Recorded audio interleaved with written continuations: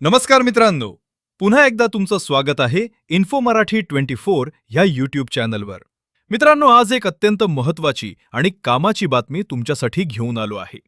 बातमी आहे EPS 95 पेन्शनधारकांनो, आता गप्प बसू नका, पेन्शनसाठी मोठा इशारा. मित्रांनो, नेमकं काय या बातमीमध्ये आपण नक्की बघूया. पण त्याआधी जर तुम्ही आपल्या चॅनलवर नवीन असाल तर चॅनलला सबस्क्राईब करून बाजूला दिलेल्या बेल आयकॉनला नक्की क्लिक करा. व्हिडिओ जर कामाचा आणि महत्त्वाचा वाटला तर व्हिडिओला लाईक करून आपल्या मित्रपरिवारासोबत नक्की शेअर करा. EPS 95 पेन्शनधारकांनो, आता फक्त वाट पाहायची नाही. वर्षानुवर्ष देशाच्या अर्थव्यवस्थेला हातभार लावून प्रामाणिकपणे सेवा करून निवृत्त झालेल्या लाखो पेन्शनधारकांचा प्रश्न आजही गंभीर आहे. महागाई वाढते आहे, औषधांचे खर्च वाढत आहेत, दैनंदिन जीवनाचा खर्च वाढतो आहे. पण EPS 95 पेन्शनधारकांच्या आर्थिक अडचणींकडे पुरेसे लक्ष दिले जात आहे का? फक्त आश्वासनांवर किती दिवस जगायचं? फक्त मागण्या करून किती दिवस थांबायचं? EPS 95 पेन्शनधारकांनो, तुमचा आवाज तुम्हालाच बुलंद करावा लागेल.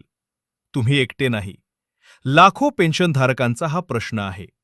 पण आवाज विखुरलेला असेल तर त्याची ताकद कमी होते. म्हणूनच एकजूट करा, संघटित व्हा आणि आपल्या मागण्या ठामपणे मांडत रहा. सरकार आणि संबंधित यंत्रणांकडे आपल्या मागण्यांचा सातत्यानं पाठपुरावा करा. लोकशाही आणि कायदेशीर मार्गानं आपला आवाज पोहोचवा.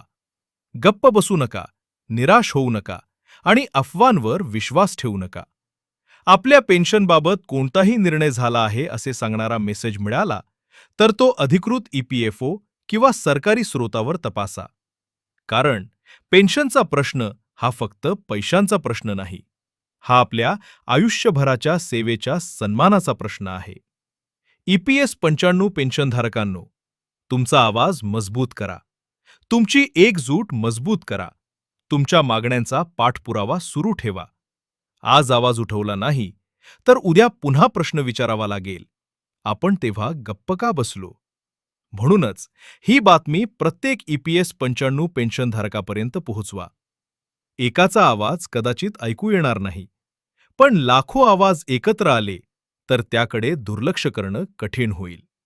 EPS 95 पेन्शनधारकांच्या न्याय्य मागण्यांसाठी एकजूट व्हा, जागरूक रहा आणि लोकशाही मार्गानं संघर्ष सुरू ठेवा. अशाच महत्त्वाच्या EPS 95 पेन्शन अपडेटसाठी चॅनलला सबस्क्राईब करा आणि ही माहिती जास्तीत जास्त पेन्शनधारकांपर्यंत शेअर करा.